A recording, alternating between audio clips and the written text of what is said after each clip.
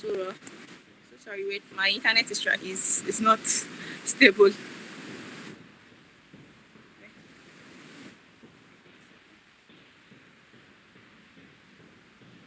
Please give me 2 minutes.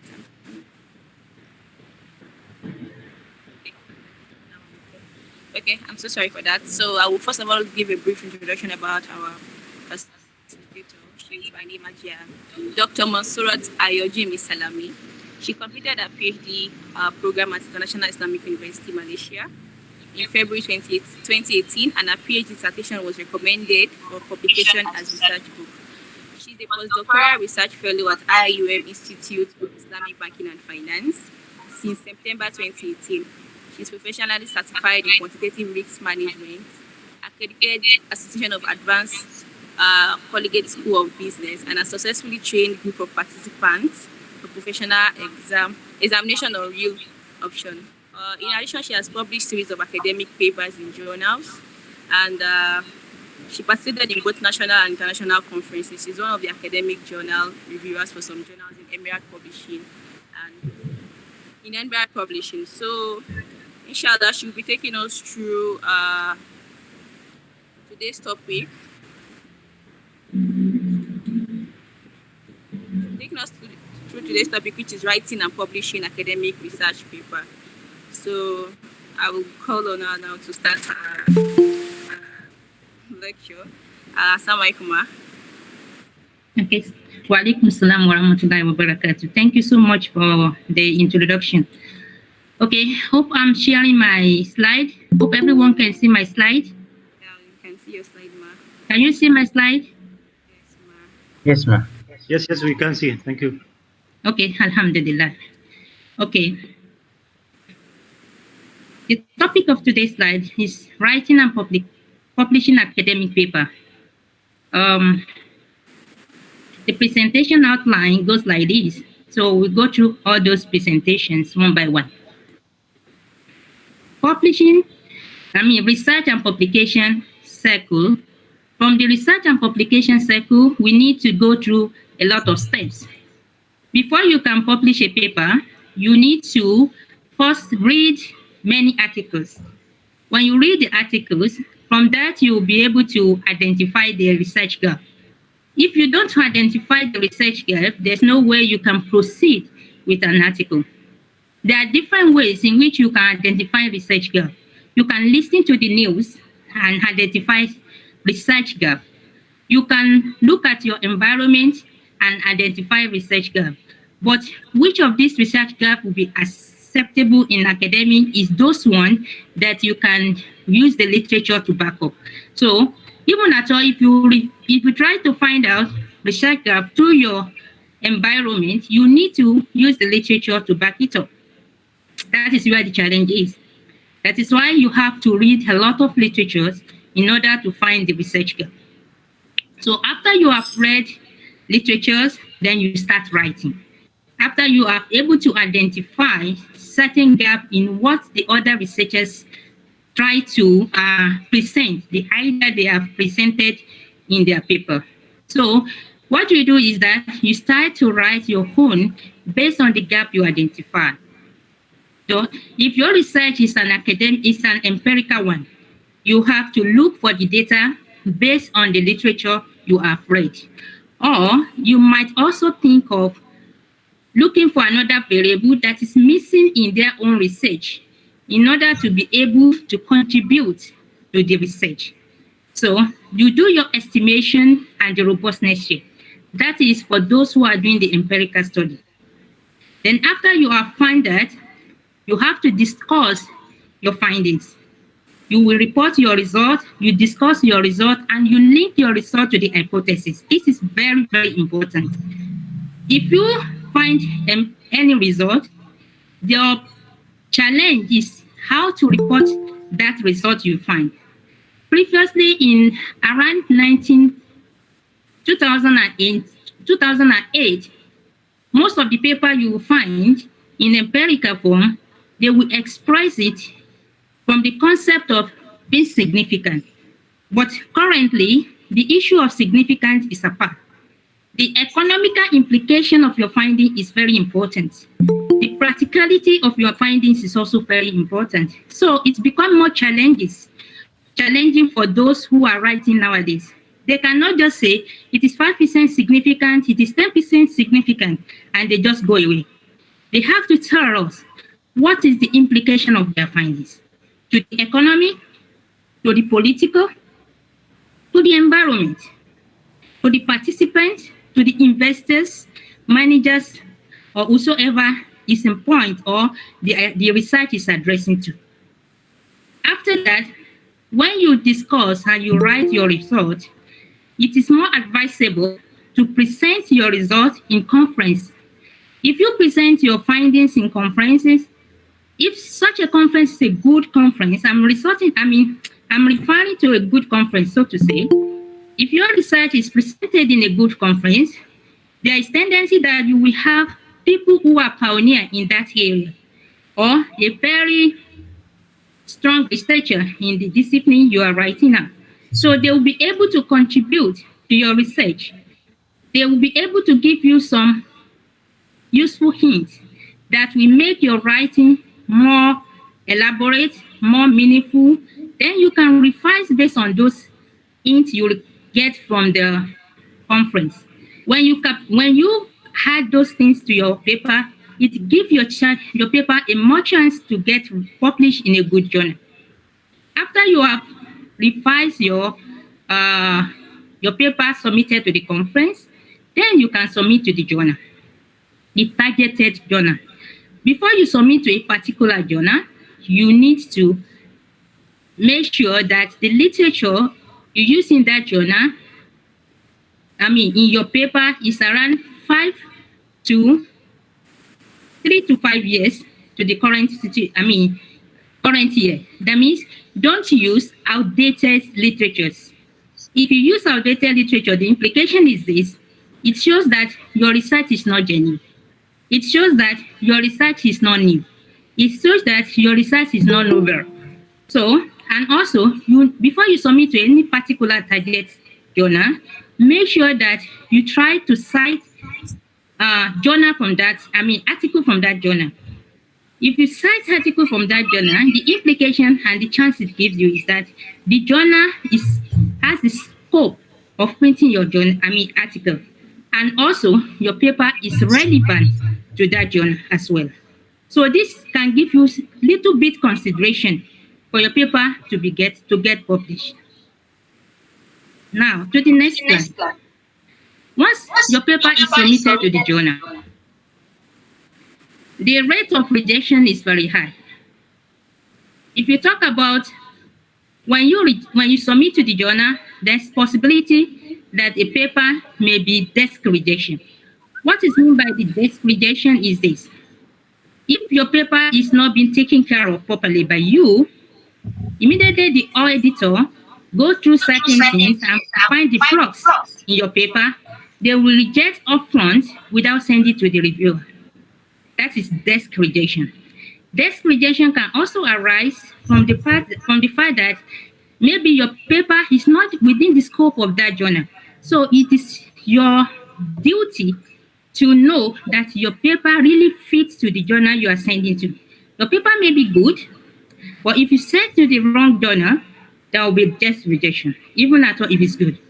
The second thing we have to think about to avoid the desk rejection is to mind about our grammatical error. Try to minimize your grammatical error before you send. Don't ever send a paper just anyhow. You need to give quality. You need to ensure that certain quality is maintained in that paper before you send. Don't rush to submit. If you rush to submit, you will rush to get the feedback, which is desk rejection. So the common approach is to get revision and resubmit. This is more likely. The most likely is you get a desk rejection. In the social sciences, the desk rejection is about 60 to 70% of their receive. So we should be aware that the first thing that is very likely is the paper will get rejected easily. So it is our duty to reduce the probability of getting rejected by taking care of what we're supposed to take care. I will discuss more along the line. So, if you have received from the journal, let's say your paper passed the stage of desk rejection, the editor will send your paper to the reviewer. The reviewer will review your paper. There is possibility for this to either get major correction or minor correction. If your paper sent to the reviewer, it can even get rejection also. But there is possibility that fall within the range of major and minor. For your paper to submit to the journal, don't expect it to be accepted upfront.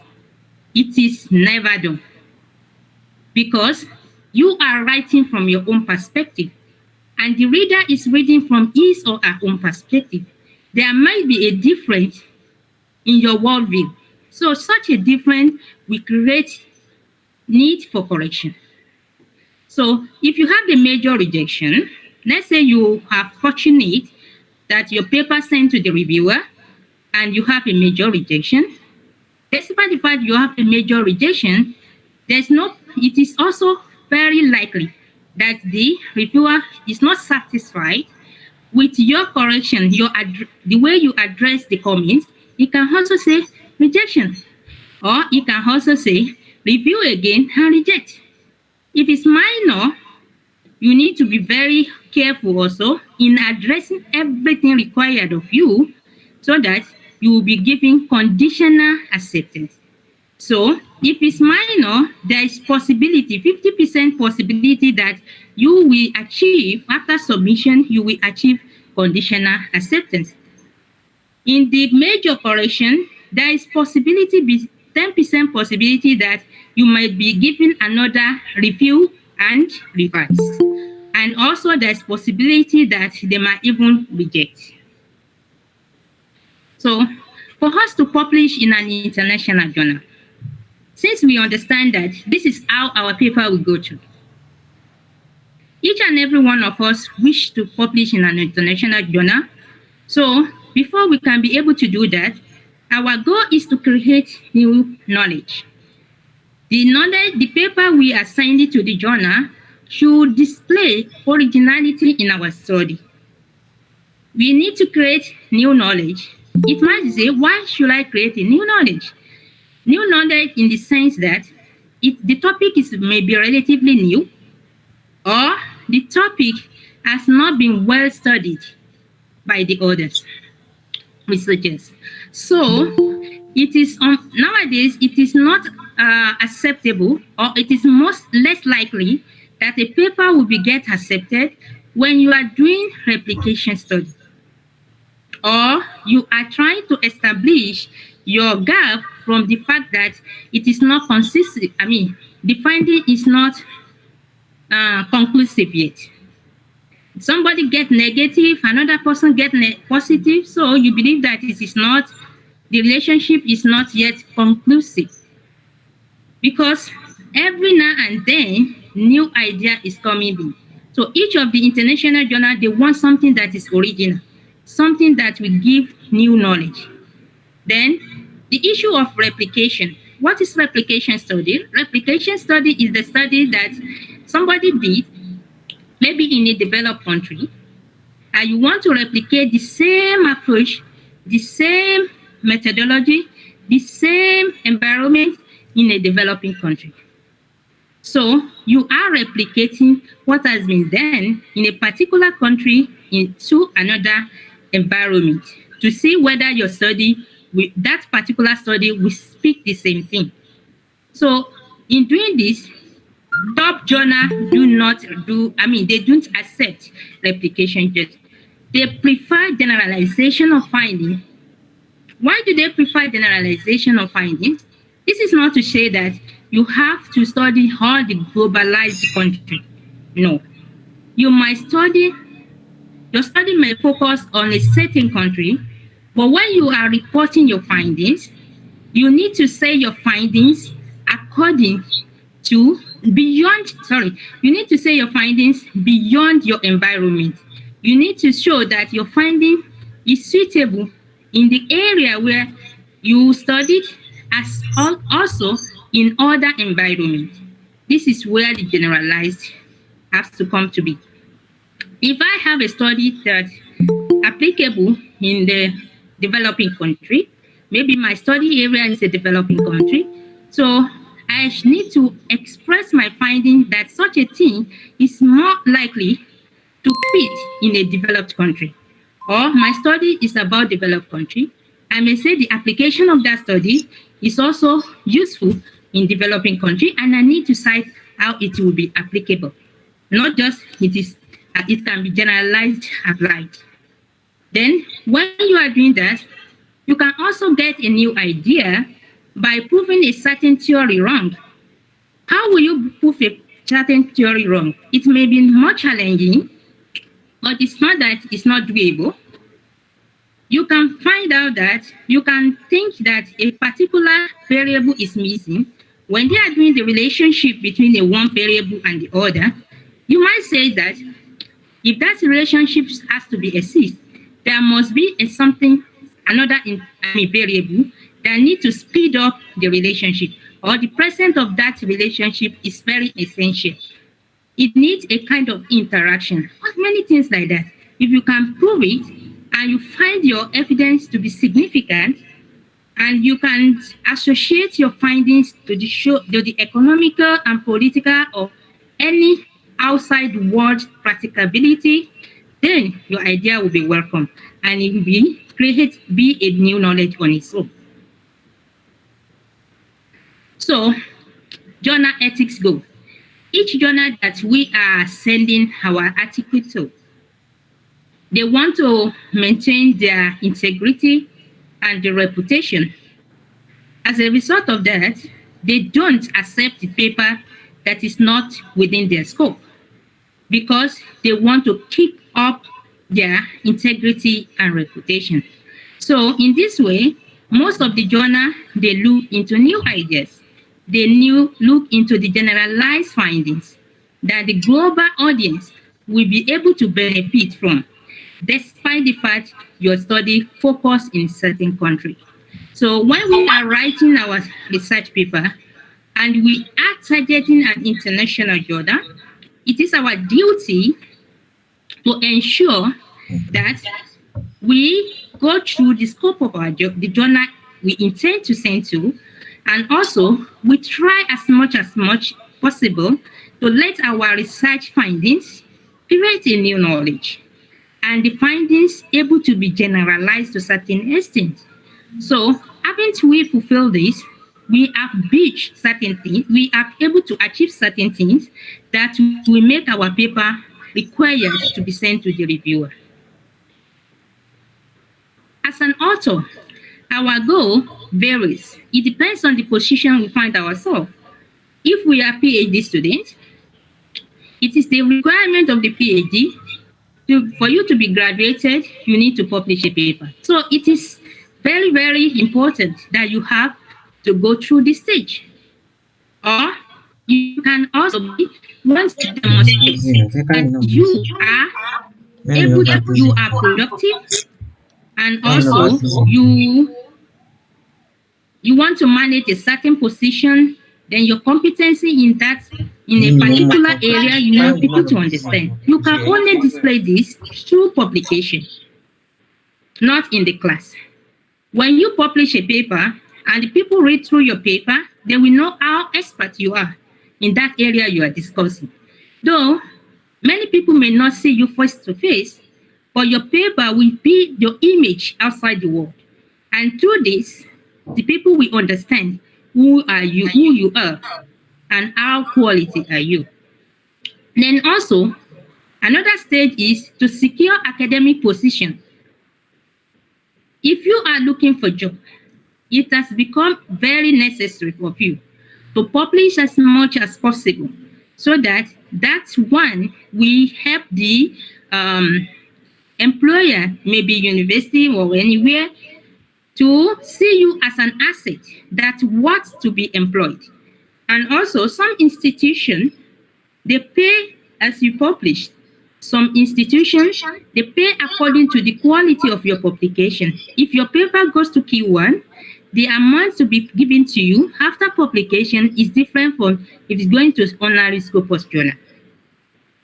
And also, this paper publication is also important for the key performance indicators, especially for the current lecturers. It is part of their requirement to fulfill this condition in order to keep themselves in job. Otherwise, their unemployment is very high. They can kick out of the job. So as a result that we realize this is very, very important in academic field, we need to submit our journal, our paper with making all required of us to ensure that our paper is not rejected at the desk. And also, in some instances, you might need to develop a strong networking when you are trying to publish your paper. Maybe you are fortunate to attend a conference and you meet somebody who has been a Nobel winner in one of the papers or one of the academic tasks. You can try to connect with them and to have a good relationship with them, so that whenever you want to write any paper, you can include their name and send the paper to them. Both of you can collaborate together to publish a paper. For the fact that the name of your co-author is well known, you have a high chance that your paper will be considered to a certain extent. I'm not saying that if you write a rubbish, despite the fact you put the co-author to be strong person, and I believe that a strong co-author will not accept the rubbish. That is one thing. So if you write, you need to maintain certain things. You only put the co-author who is well known or well established to be something to assist your paper to publish. According to the lecture I listened to some days ago, one of the editors is trying to say that as at September this year, they received 1,400 papers. That means 1,400 papers. And from these 1,400 papers, the author only has opportunity to publish 80 papers. You can see how much rejection will be occur. So the acceptance rate is between 5.5% of what they receive or 6%. So in order to put ourselves in that acceptance range, we need to do our work properly. We need to incorporate all necessary things. So our writing quality is very important here. And also, we need to follow, most of the journals follow free format policy. That means don't ever spend much of your time in formatting your paper. Formatting in terms of referencing, that means I want to use APA, I want to use Harvard, I want to use this, I want to use that. They have a free format policy. So that one can be accepted. The most important is the quality of your work. Make sure that you proofread your paper before you submit. You can send to the freelancing in order to reduce the cost of proofreading. Because if you send to the journal, the proofreader provided in the journal, most of them, they charge you high. So if you can see a friend of yours who is very good in English, you can send to him or her, or you can even send not because of good English, just because of minor thing you might oversight, or because of typographical error, or because you want another people challenge your word and say, and so what? So, and so what will be answered if other people read your work? So, also, when you want to submit your paper, you need to consider the importance of the cover letter. In most times, when you want to submit a paper to the editor, they will say you need to submit a cover letter. What is the essence of this cover letter? Cover letter will highlight your findings. In your cover letter, you have to highlight your findings. You have to write originality of your findings of your study, uniqueness in your study, novelty of your study to the editor. You have to say in your cover letter the scope and contribution clearly to the editors. And you may also reveal your aims and objectives of your study. If you write a cover letter, if you submit your cover letter to the editor, because the most editors, they receive thousands of this paper. They cannot go to each of these paper with full attention. They have a lot of other things to do by themselves. So, but they will be very much willing to read your cover letter. So, if you submit your cover letter and you highlight those necessary things, that means you have put your research across to the editor in a way that will be convenient for him to make judgment, rather than go through it in a very rush manner and reject upfront. So this cover letter is very important, and also the editor see the cover letter as helpful way from the editor, from the authors to the editor. So we shouldn't ignore the cover letter. We should try as much as possible to write the cover letter and put all necessary requirements in our cover letter, so that this is a kind of way in which we can sell our paper to the editor if we do our cover letter properly. Now, each of the articles that we write, we have title and abstract, as well as the keyword. So the quality of work has to maintain. I used to repeat this because this is the benchmark for the editor to know whether your paper will be accepted or not. So in your abstract needs to be very precise and clear. The editor will read, if he has chance, he will read your abstract, he will read your introduction. If the editor is very much interested in your paper, he can go to figure out what kind of methodology do you apply, or something about your conclusion or discussion. So all this part is very, very essential, and we need to keep it very appropriate. So your title, if your title is within the 6 to 8 words, it will be more precise and also reflect the actual necessary information you want to. At most, let your title not greater than 15 words. And in your title, don't include the country. Researchers don't have interest in a particular country. What they have interest is your subject matter. So let your subject matter be the important thing that you put across to sell your paper. So in your abstract, you need to identify, highlight your research question, your contributions, your findings. Through this, researcher will make in mind his own initial decision whether your paper deserves to be sent to the reviewer.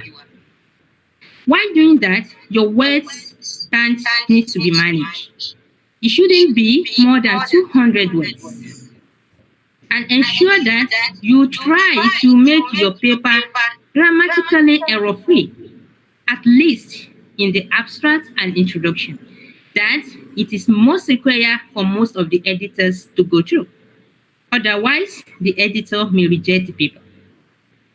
Similarly, when you are using the keywords that you are using need to be appropriate. The use of the keyword is very, very essential, because even at all, if your paper is being published, if you use the appropriate keyword, whenever the coming researchers are searching for a certain thing relating to your paper, there is tendency that your paper will be coming out for them to read if your keywords is so appropriate. But if you use inappropriate keyword, even if your paper is good, it may not get cited, because each of the researchers, or whenever we want to download any paper, we download using a particular keyword in our mind. So if those necessary or common keyword is missing in your paper, that means your paper will never pump up for them to read through. So the paper should be related to the journal in which you submitted to, and you need to make citation from the intending journal. It is very, very important. Try as much as possible, at least one, if not more, to make citation from the particular journal you intend to send to. If you don't make it, it's better don't send to them. Because if they go through the list of the references, they will see that, okay, no journal is from us, means it is not within our scope. That is a very precise decision. But if you make a journal, if you make a citation from their journal, it gives them some confidence that they have not breached the ethics, the scope of their journals, and they are still maintaining the integrity and reputation of that journal by accepting your paper because it's within their scope. Now we go into the stage of literature review. The literature review, I mentioned earlier that you need to cite the paper from a recent one to show that your research is recent, to show that your research is very new, so that we'll be able to motivate the readers and the researchers. And also, the number of recent paper you need to cite should be around 90 to 95% of those articles you refer to. So the majority should come from the recent articles. In most cases, especially those who are doing the empirical studies, it is a must for them to include theory. When I was doing my PhD, I found it difficult to find theories in most of the paper I read. It was really tiring. But nowadays, the journal can easily reject your paper if you don't use appropriate theory, because it means that your findings will be based on data only, and your findings will be more insignificant.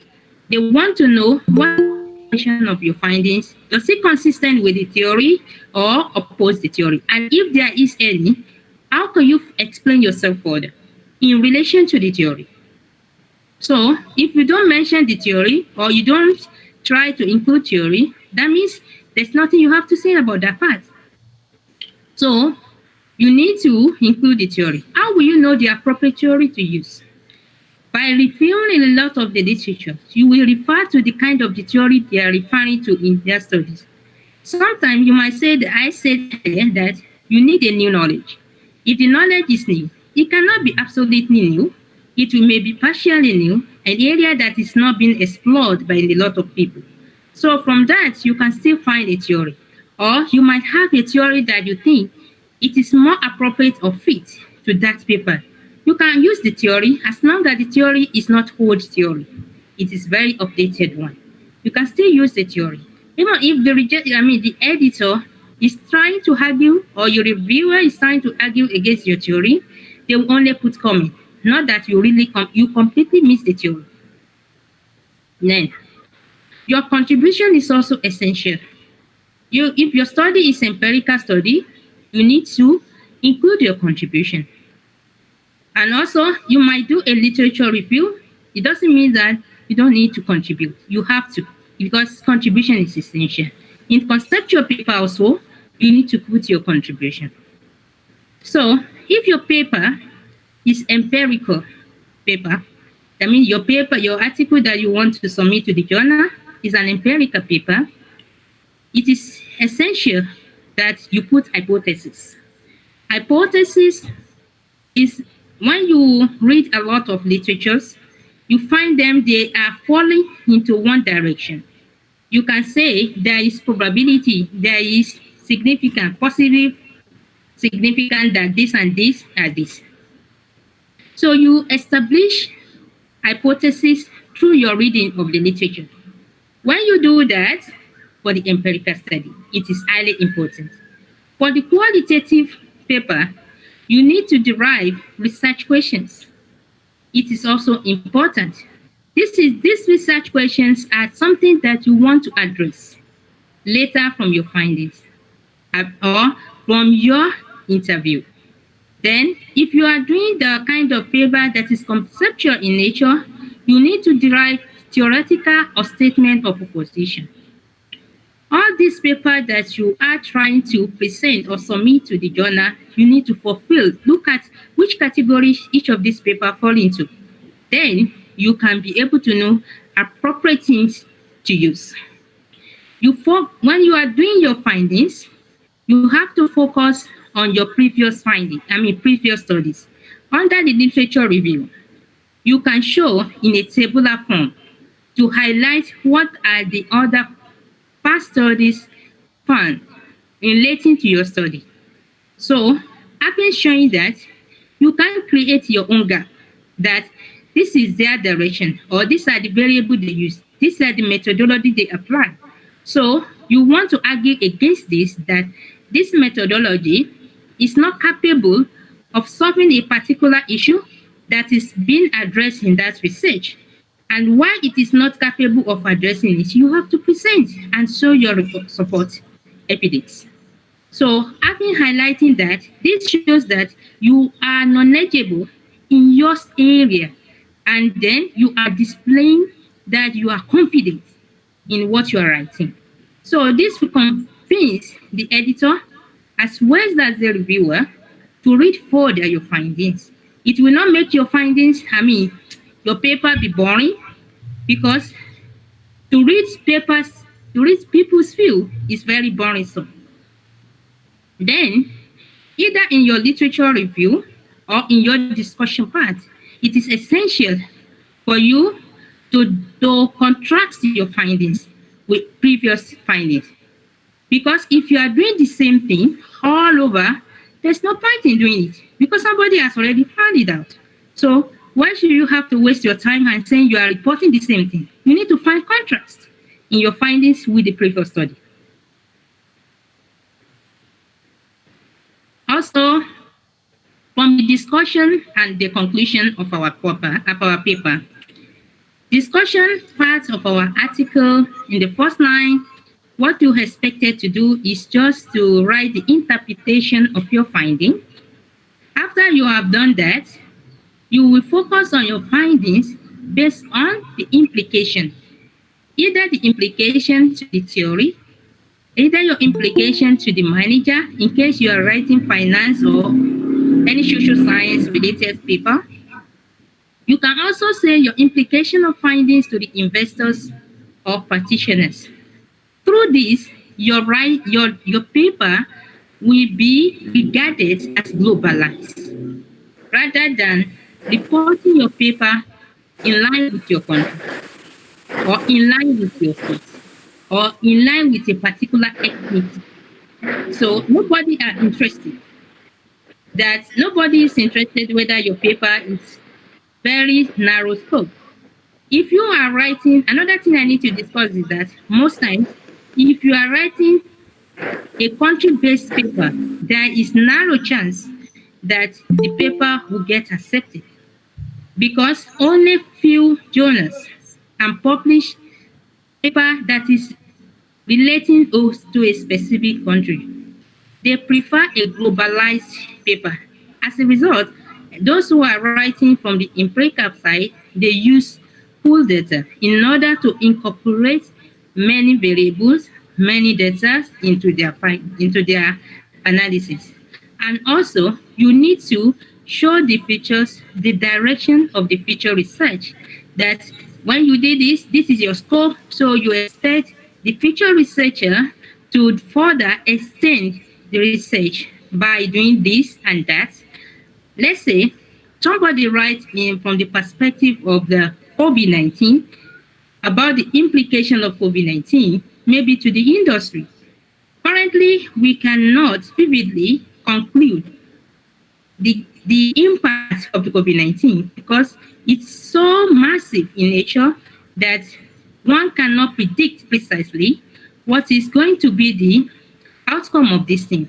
You can say that in the future, we expect another researcher, to do this research in the post-COVID-19, which no one knows for now, because most of the countries are experiencing second waves, third waves, as the case may be.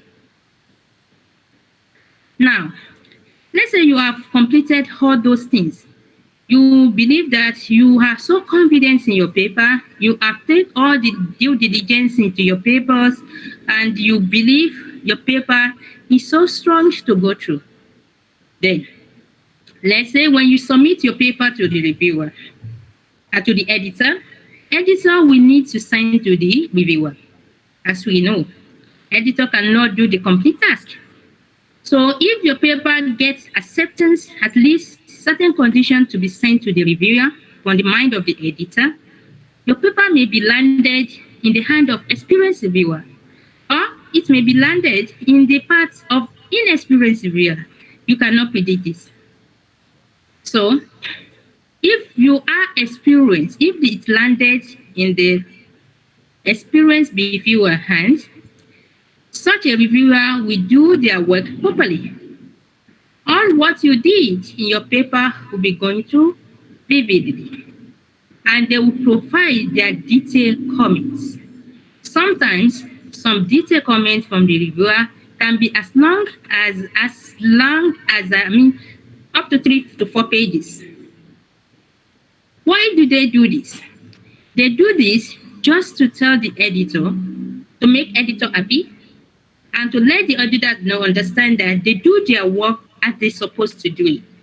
So that anytime the reviewer willingly to submit the paper to the same editor will be happily or willingly to give some consideration to the reviewer's paper because he has done the work perfectly. Reviewer work is a free selfless service whereby in most cases the reviewers are not receiving any money. And then I need to mention here that if editor find it challenging to send the paper to the reviewer also because those reviewers at times they reject the paper. So when the reviewer rejects the paper, this implies that the editor needs to look for another reviewer. As a result, if any of the reviewer send any comment regarding your paper, don't ever try to defend yourself. Address the issue as it is and try to express your feelings that you are convincingly address those comments because it is not easy for the editor to get the reviewer. So if you try to defend your find that the editor doesn't understand what he or she is writing, you are only telling the if you're telling the editor that the reviewer doesn't understand what he or she is commenting on, what you are indirectly telling the editor is that you should try to reject your paper. And after a few, they will send you rejection. That is the feedback from your defense. So you can publish your paper from your own idea. So it is important to sell our paper to reviewers. Once we know that the reviewers are the second target after the editor, how will you sell your paper to the reviewer? You're important, and the introduction is very critical in your writing. You need to write in such a way that your introduction will be catching and attractive for the reviewer to further reading. And also, in your introduction, you need to identify the gap and demonstrate that your paper is for study or you are pioneer in that area of study. Through this, the reviewer will be willing to read further. Know how are you going to contribute? How do you identify those gaps? So this will motivate the reviewer to read further and be lenient in giving judgment about you. So as I mentioned here earlier, that you need to be very updated in your area so that you can apply updated theory, not outdated theory. Many theory has been there for they have been using many theory more than 30,000 times in the paper. They are tired of reading the same theory. So come up with a new theory that people are using in your field to address your research so that they will be able to understand that you are not just writing, but you are updated. from your part of your discipline. In the last part of your introduction, you try to provide the reviewers or the editor the roadmap of your study. It is very, very essential. So if provide the roadmap, you will tell how the flow of your study will be. The second section will be literature review and this, followed by the methodology in the third section and all the rest. So they will try to understand what is the next and what to expect. But if you are silent about this, it makes your introduction not attractive at all. We need to be aware that even at all, if we send our paper to the journal, in most cases, it takes 3 to 8 months to get published. And then this rejection in which we try to avoid by taking our due diligence necessary, it is very low in social sciences, while it is very high it's very low in natural sciences, while it is very high in social sciences. So if you fall into the category of social sciences researcher, we need to do more work. In the natural science, they can write a paper of less than 4,000 words and get published. But in social sciences, by the nature of us, we need to write up to 7 to 8,000 words in most of the journals. I am fortunate to submit a paper of about 10,000 words, 9,500. So we should be ready to write, and our writing should be convincing enough.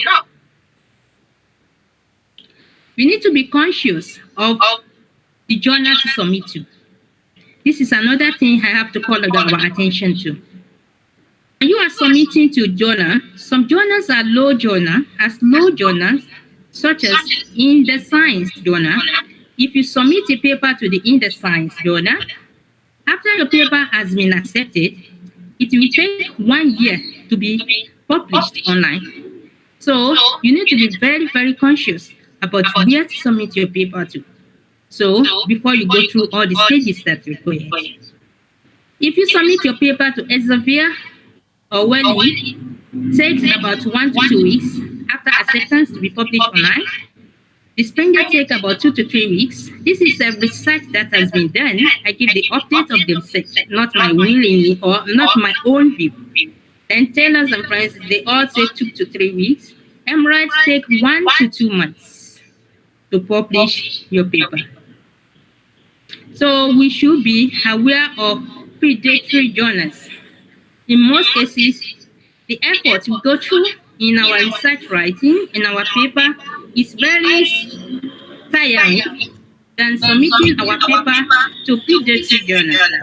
Universities are not accepting the predatory journal, the paper you publish on predatory journal. And also, even if you have the list of journals you publish in a predatory journal, articles you publish in predatory journal, they cannot land you a job.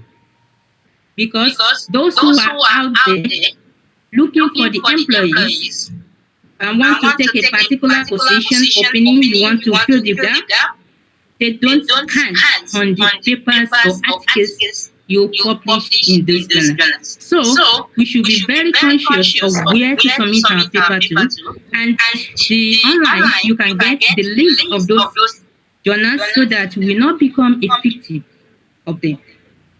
Thank you so much. That's my presentation.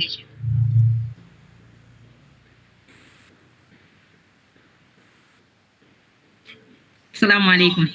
I'm done. Thank you so much.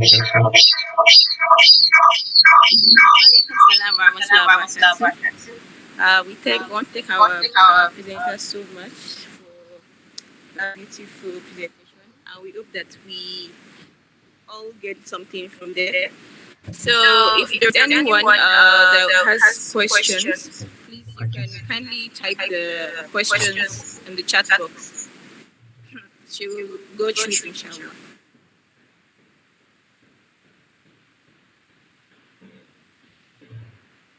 Doctor.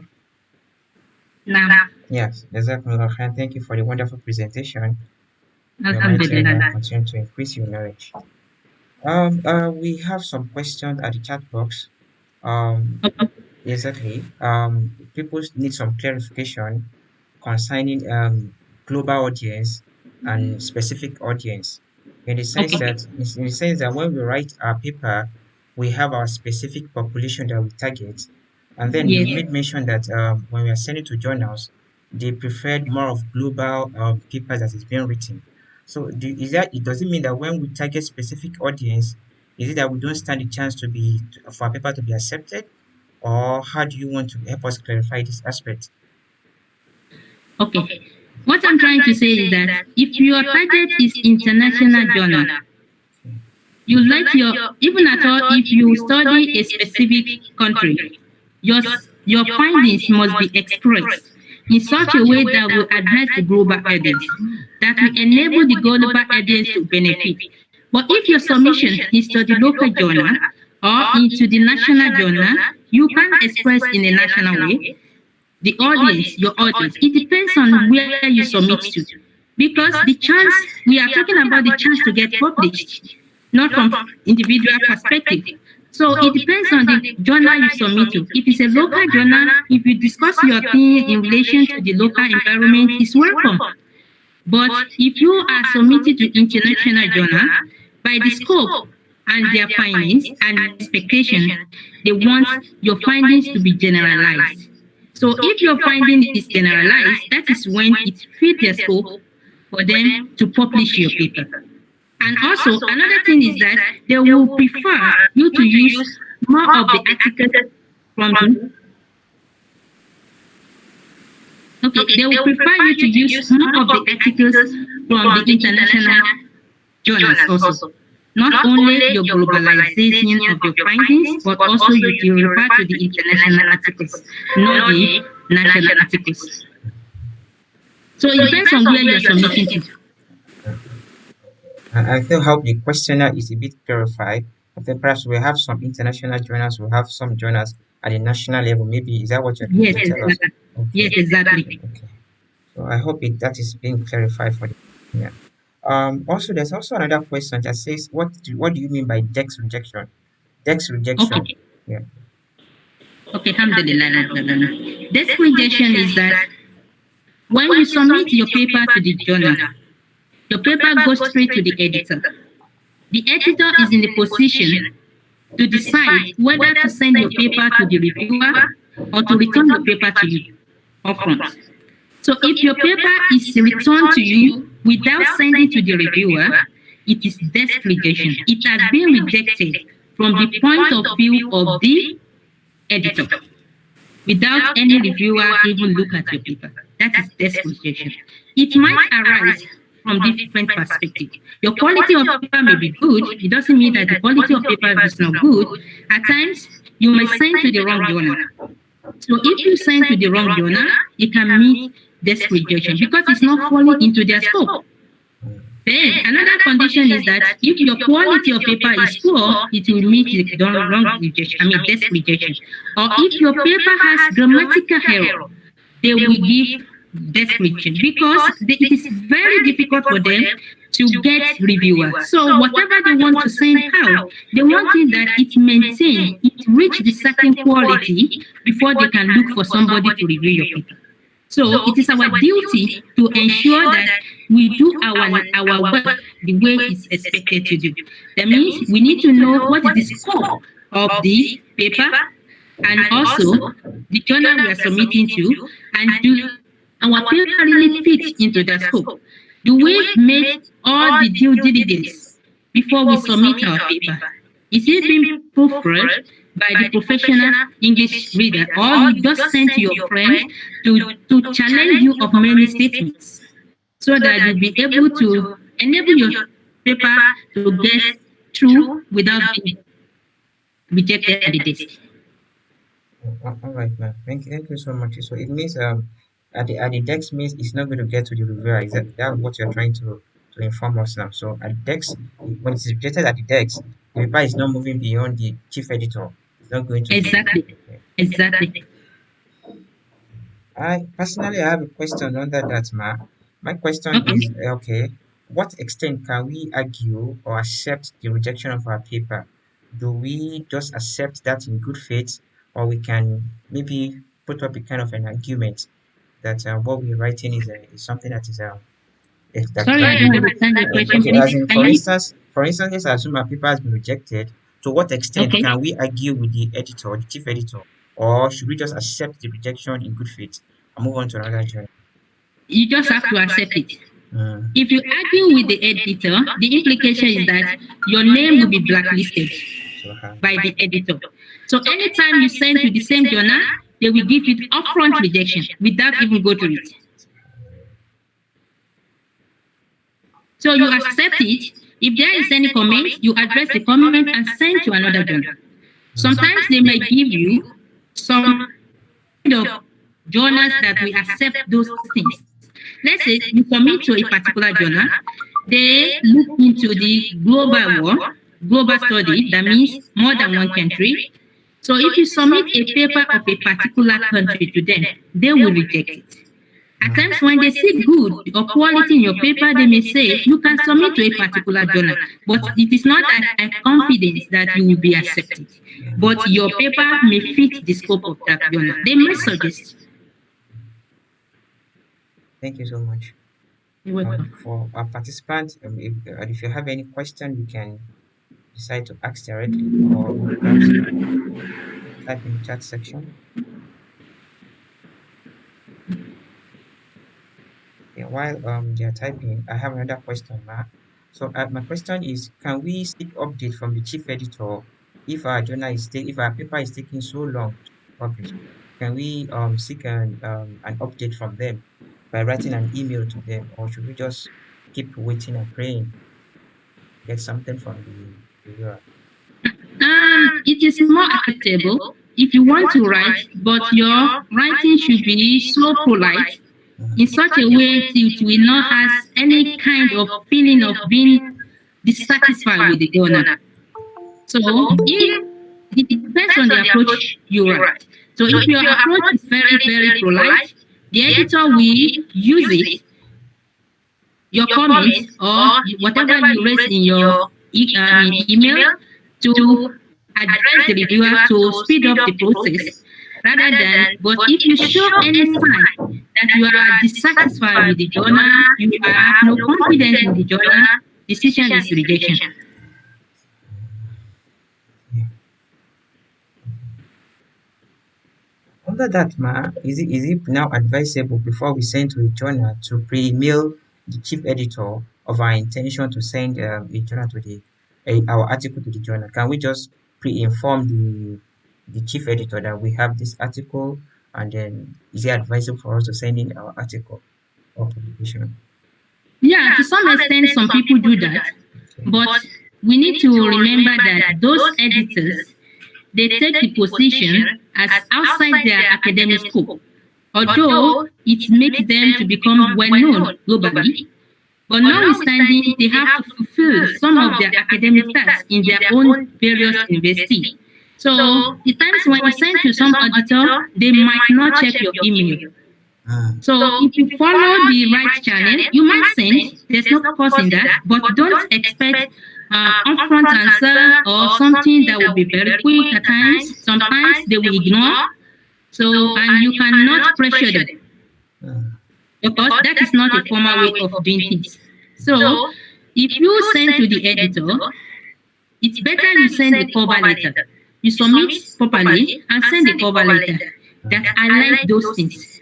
Or if you want to send to the editor to avoid the desk rejection, that he should try to go through your paper for a few hours and give you the comment before you submit online. If the editor sees something you write very interesting or catches his own interest, he might go through it and give you suggestion. But everything is 50-50. If the editor did not like your paper, even if you submit online, you will get it.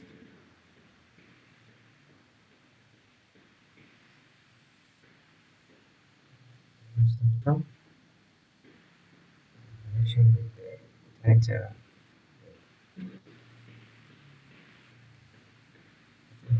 must have just give me a minute for her to come back online.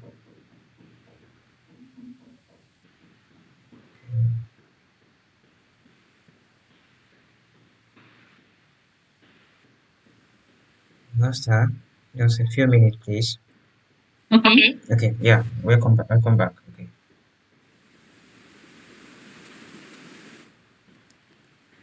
Any question, please? Okay, yeah, you were trying to explain something before we lost you earlier on. Oh, Yes, definitely. okay. What I'm trying to say is this. You say you asked whether you can send your paper to the editor before you submit online. And I mentioned that if you send online or you send to the editor, you need to bear in mind that if you know the editor before, you can send to the editor's email. If the editor have interest, if he has interest in your paper, he will go through your paper and also give you comments. But if editor doesn't have any interest in your paper, he may not know to answer your email, or even if you decide that despite the fact he did not answer your email, you want to submit online, he may decide to reject your paper because he has preview of your paper before. But if you do the right thing by submitting online and also you write your cover letter to show that these are the highlights from your findings, this is your contributions, and these are the place whereby your research is novel, then the editor can read those things only and make a decision that may be favorable rather than send the whole book to the editors expecting him to go through your paper and give you a comment. Thank you so much, ma'am. It's understood. Do we have question from the participants? You have your question and you can unmute yourself. You can type in the chat box and ask your question. Assalamualaikum. Walaikum salam. Dr. Salami, how are you? Alhamdulillah, I'm fine, my prof. Okay, Salami, I just need your sharings here. In some occasions, when we submit papers, it might take a longer time than we expect. Yes. So, in your experience, what you do, just like to pull out the paper, what you do normally? Okay. That's all. There are some things that we do that is not official or appropriate at times, but because we are frustrated, we try to do it. If you submit a paper to the journal, you are not allowed to submit one paper to two journals. It is not acceptable academically. But let's say you submit your paper to the journal and take too long for you to get your paper published or feedback from your paper. As we all know that we are facing another challenges from our university, talk of KPI, we need to fulfill certain requirements in order to be able to meet what is expected of us. Some people decide to submit that paper into another journal. The risk is this. If your paper landed in the same reviewer, forget about the paper, it's gone, completely gone. Because the reviewer will see you that you are submitting to two journals.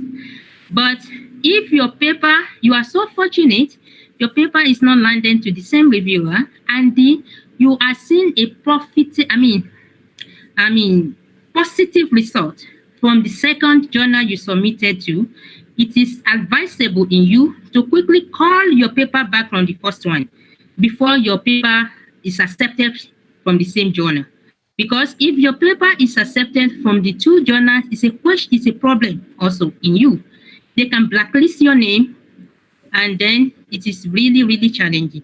So you need to find a way of calling your paper from the one that is delaying by just give them an email that you want to withdraw your paper because your paper has not been given adequate attention on time and your university require you to publish as soon as possible.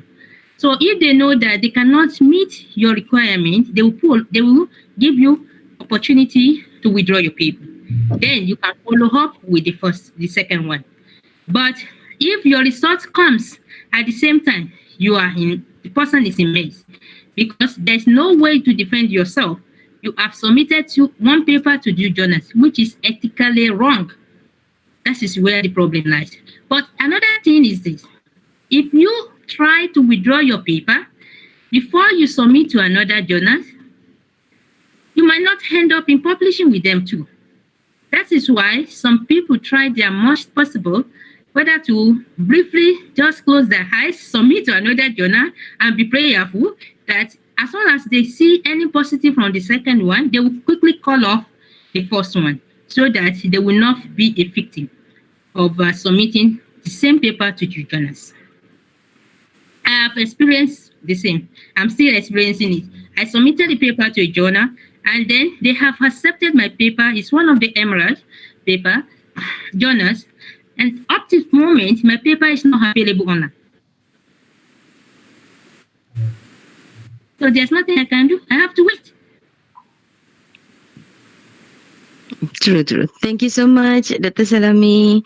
Nice hearing from you today. Alhamdulillah. Thank you so much. Alhamdulillah, you are most welcome. Thank you so much, Doctor. Can you just give a clarification between a cover letter and an abstract? Because abstract is supposed to you're supposed to give the synopsis of our article. Then you have made mention that we should write a cover letter too. Should it be the same content or should it have different content? Cover letter and abstract. Are they the same or they have different content? They have different contents. In your abstract, when you want to write your abstract, you say the purpose of your studies.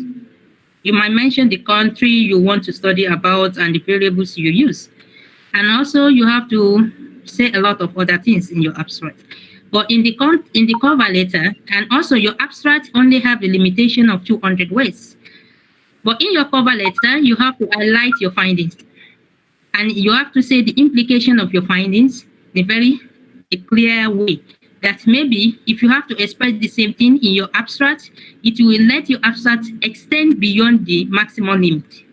And you have to say the scope as well as the contribution in the abstract. So you just need to make your cover letter more precise and focus to the what will attract the editor. By the time you write your cover letter, the word count may be much higher than the abstract. And also, you need to see that all what you require to mention at your paper entails is mentioned in your cover letter so that you will be able to sell your paper to the editor who is in the buyer position at that moment. You are now the seller.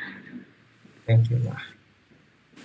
Again, Thank you so much, Ma. We really appreciate you for this Alhamdulillah. You're most welcome. presentation, and we hope, inshallah, we all learn from it. And inshallah, we hope to see more and more of these presentations from you, inshallah.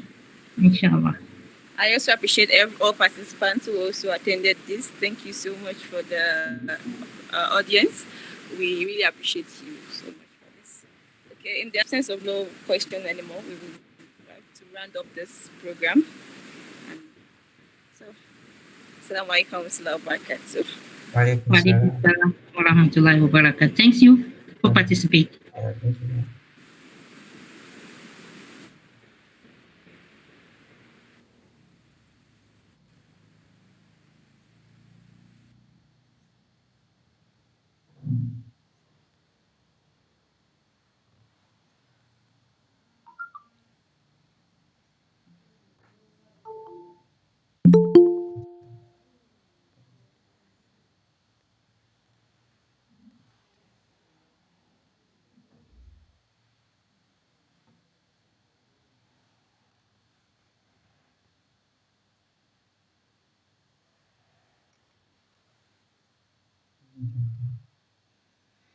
Okay.